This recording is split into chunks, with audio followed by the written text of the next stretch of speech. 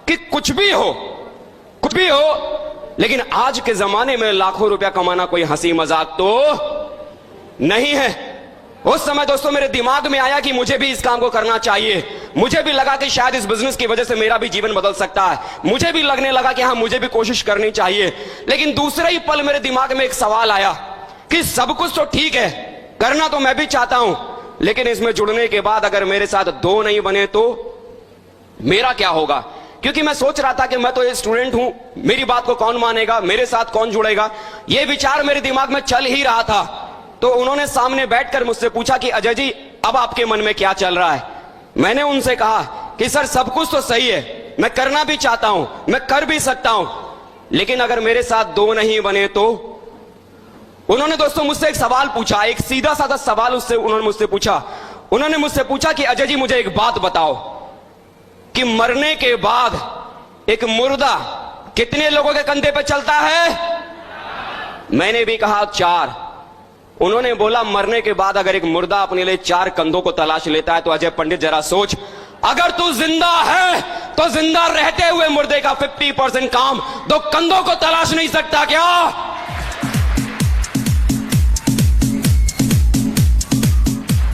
ये बात सुनते ही दोस्तों एकदम तीर की तरह ये बात सीने में चुभ गई और लगने लगा कि अगर मैं जिंदा हूं तो मरने से पहले अपने लिए 2 कंधों को तो मैं जरूर तलाश के ले आऊंगा।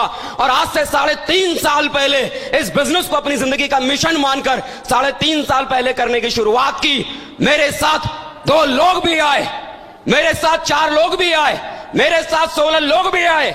अरे बात छोड़िए गिनतियों में, मेरे साथ 1000 आया, मेरे साथ 2000 आए, 3000 आए, 4000 भी आए, 5000 भी आए, 6000 भी आए, 7000 भी आए, 8000 भी आए, 9000 भी आए, और आज की तारीख में पूरे हिंदुस्तान में 10,000 लोग पूरे हिंदुस्तान में आज मेरे साथ काम कर रहे हैं। 10,000 लोग।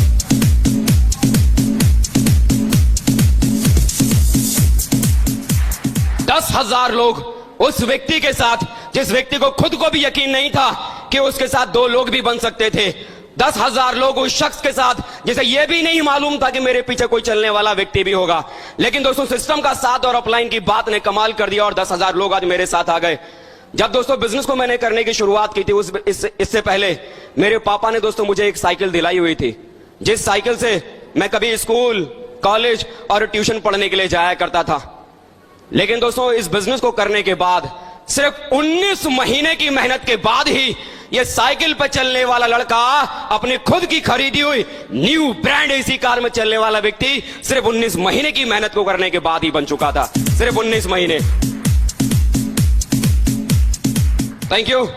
विश्वास करें दोस्तों, जब इस बिजनेस को मैंने करने की शुरुआत की थी कोई बहुत बड़ी सोच नहीं थी, बहुत बड़ा विचार नहीं था, बहुत बड़ी सोच को लेकर मैंने इस काम को करने की शुरुआत नहीं की थी। पढ़ने लिखने वाला स्टूडेंट था।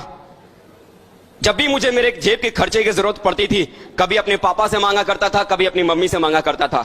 मैंने सिर्फ इतना सा सोचा कि अगर इस काम को करने के बाद अगर महीने का 2,000 रुपए भी अगर आने लगा तो कम से कम मुझे जेब खर्चे के लिए अपनी मम्मी या अपने पापा को कम से कम परेशान करने की मुझे जरूरत तो नहीं पड़ेगी।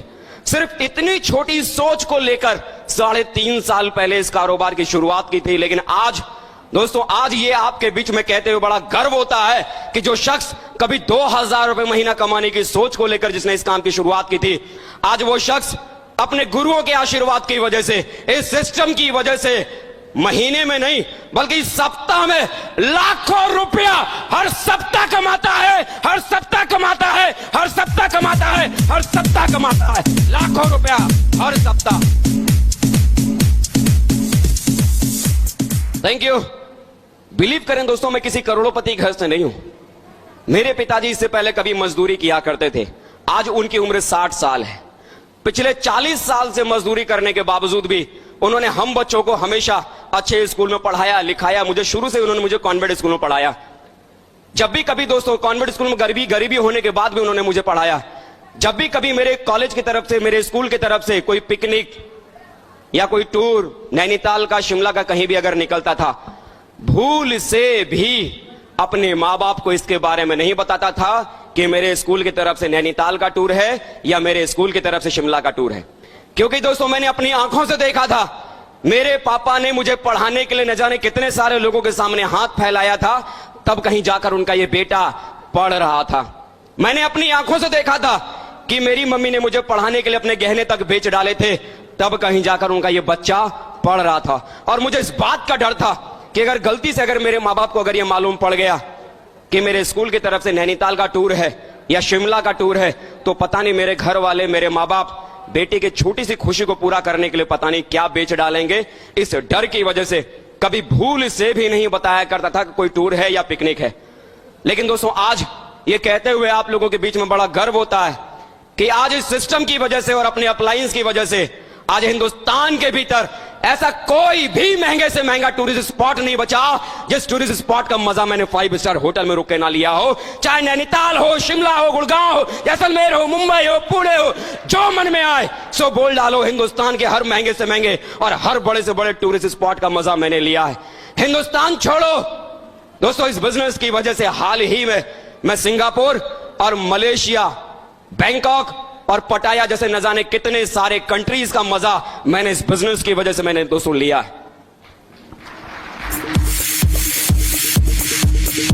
Thank you, thank you. दोस्तों, मुझे याद है जब आज से कई साल पहले जब मैं इस शहर में पहली बार आया था, सिर्फ एक जोड़ी कपड़ा पहन के मैं इस शहर में आया था। बदन पर सिर्फ एक जोड़ी कपड़ा था। सूरज पॉल चौक पर मैं 1000 रुपए के कमरे में मैं किराए में मैं रहा करता था। मेरे पास बिछाने के लिए चटाई भी नहीं थी, ओढ़ने के लिए कंबल भी नहीं था। मेरे साथ जिन लोगों ने मुझसे मेरे साथ काम करने की शुरुआत की थी, उन्होंने अपने घर में से उठाकर मेरे लिए एक पलंग लगाया था कि सर आप इस पे सो लेना। अपने घर से लाकर मुझे बिस्तर दिया था कि सर आप सर्दी लगे तो इसको ओढ़ लेना। कुछ भी मेरे पास में नहीं था जब इस काम को मैंने करने की शुरुआत की थी। यही सूरज पॉल चौक पर 1000 रुपए के कमरे पे किराए पे रहा करता था। और दोस्तों, कई बार ऐसा हुआ करता था कि वो 1000 रुपए का कमरे का किराया मैंने लिया तो जरूर था, लेकिन मुझे इतना भी मालूम नहीं था कि अगला महीना जब आएगा तो अगला महीना 1000 रुपए का कमरे का किराया मैं चुकाऊंगा कहां से। दोस्तों, एक बार तो स्थिति ये आ गई कि 3-3 महीना गुजर गया था और 3-3 महीने से मैंने उस मकान मालिक को मैंने किराया भी नहीं दिया था। वो मकान मालिक हर दूसरे दिन मुझसे पूछता था कि किराया, हर दूसरे दिन किराया। और मैं यही सोच के परेशान हो जाता था कि मेरे पास तो खाने के लिए पैसा नहीं है, इस मकान मालिक को मैं किराया 3 महीने का कहां से दूं। मैं दोस्तों सब कुछ छोड़कर अपने घर चला गया। माँ बाप ने जब मुझे देखा, कई दिनों से ये लड़का घर में ही पड़ा हुआ है, बड़े प्यार से मुझसे पूछा कि क्या हुआ, तो परेशान क्यों है। और जब मैंने उन्हें बताया कि 3 महीने से मैंने कमरे का किराया नहीं दिया है, मकान मालिक रोज मुझसे किराए के लिए बोलता है, मैं परेशान होकर छोड़कर मैं उस जगह आ गया हूं। कर्जा मांग के मेरे पापा ने 3000 रुपए दिया। मकान मालिक को जब मैंने किराया दिया, तब दोस्तों दोबारा भरतपुर के भीतर मैंने काम करने की शुरुआत की। दोस्तों, इस हालत में इस बिजनेस को करने की शुरुआत की थी। परिस्थिति यह थी कि 1000 रुपए का कमरे का किराया भी इस शहर के भीतर मेंटेन करना मुश्किल था। लेकिन दोस्तों, आज गर्व से कहता हूं, इस बिजनेस की वजह से, आज अपने अपलाइनों के आशीर्वाद की वजह से, सिर्फ 3.5 साल की मेहनत के बाद 50 लाख रुपए का मकान का मालिक आज ये व्यक्ति आपके सामने खड़ा है, जो इस शहर के भीतर 1000 रुपए का कमरे का किराया नहीं मेंटेन कर सकता था। शुक्रिया दोस्तों, विश्वास करें, जिंदगी में सपने कब कितने बड़े हो जाते हैं मालूम ही नहीं पड़ता है। मुझे मालूम है दोस्तों, जब एक समय था कि जब मेरी शादी हुई थी, उस नई शादी के दरमियान अगर मेरी बीवी अगर मुझसे कहती कि 500 रुपए की साड़ी चाहिए, विश्वास करें दोस्तों, इतनी औकात नहीं थी कि मैं अपनी बीवी को 500 रुपए की साड़ी भी मैं दिलवा पाता। क्यों? क्योंकि खाने के लिए पेट में 100 रुपए का नोट नहीं था और बीवी को पहनाने के लिए 500 रुपए की साड़ी कहां से देता। लेकिन दोस्तों, आज इस बिजनेस की वजह से अगर बात करूं तो आज इस बिजनेस ने इतनी बड़ी औकात बना दी है कि आज उस बीवी को जहां मैं 500 रुपए की साड़ी से नहीं पहनवा पाता था, इस बिजनेस की वजह से 50,000 रुपए की कीमत की साड़ी को पहनाने की औकात इस बिजनेस ने आज मेरी बना दी है। 50,000 रुपए की साड़ी। पूरे खानदान में मेरे किसी ने 50,000 रुपए की साड़ी को देखा नहीं होगा। शायद बहुत सारे लोग अपनी बीवियों को पूरी जिंदगी 50,000 रुपए की कीमत में साड़ियों में पूरा जीवन निकाल देते हैं, लेकिन इस बिजनेस ने आज औकात इतनी बड़ी बना दी है। दोस्तों, एक समय था कि मेरा यह मानना था कि सबसे सस्ती चीजें अगर, सबसे अच्छी चीजें अगर कहीं मिलती है तो वो फुटपाथ पे मिलती है। मानते हैं आप लोग भी? क्यों? क्योंकि फुटपाथ पे सबसे सस्ती चीजें मिलती हैं और सबसे सस्ती चीजें सबसे अच्छी होती हैं। हाँ या ना? मैं ये मानता था। और फुटपाथ पे ढेर सारी दुकानें हुआ करती थी, जिन दुकानों पर घड़ियां बिका करती थी।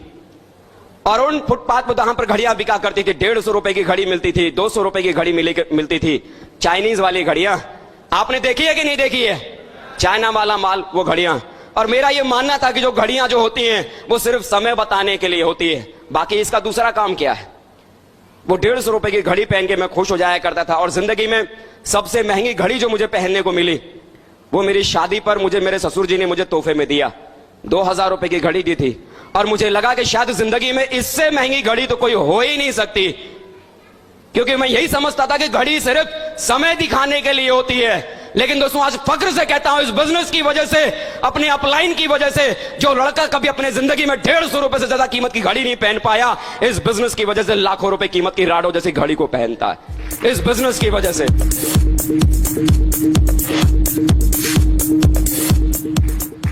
सही बात है, वो 150 रुपए की घड़ी समय दिखाने के लिए काफी था।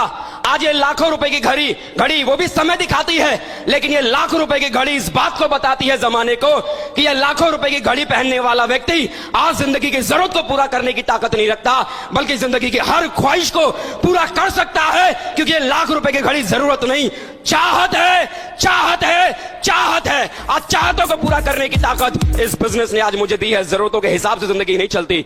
पिछले 2 साल से दोस्तों मैं एक 4 लाख रुपए की इयॉन कार को चला रहा हूं। 4 लाख रुपए की इयॉन कार।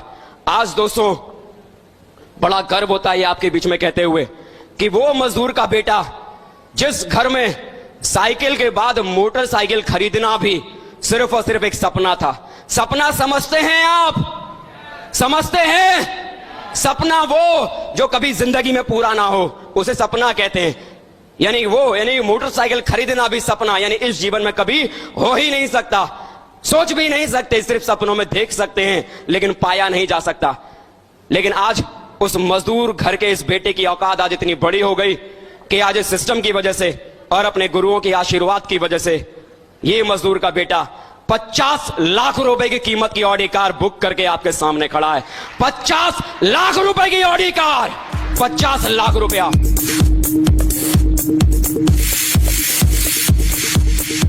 लोग पूरी जिंदगी मेहनत करने के बाद, काम करने के बाद अपने लिए 50 लाख रुपए का मकान नहीं बना पाते हैं, लेकिन इस बिजनेस की वजह से आपके सामने खड़ा होके ये ऐलान कर रहा हूं कि आज इस बिजनेस की वजह से ये 1.5 पसली वाला लड़का जिसकी औकात नहीं है, जिसकी शक्ल नहीं है, जिसकी सूरत नहीं है, लेकिन इस बिजनेस ने इतनी बड़ी औकात बना दी है कि 50 लाख रुपए की कार में चलने वाला शख्स ये आपके बीच में खड़ा हो गया, जितने की हड्डियों की वजन उसके भीतर नहीं है। ये बिजनेस इतनी बड़ी औकात बना सकता है। क्या जिंदगी में इतनी बड़ी खुशी चाहिए? यस या नो? क्या जिंदगी को जरूरतों की जगह चाहतों के साथ जीना चाहते हैं? यस या नो? चाहते हैं? यस या नो? बता के बताओ कितने लोगों को लगता है कि चाहतों के हिसाब से जीवन चाहिए? क्या बात है। चाहतों के साथ जीवन जीने वालों के लिए एक जोरदार ताली दोस्तों आप लोगों के लिए हो जाए।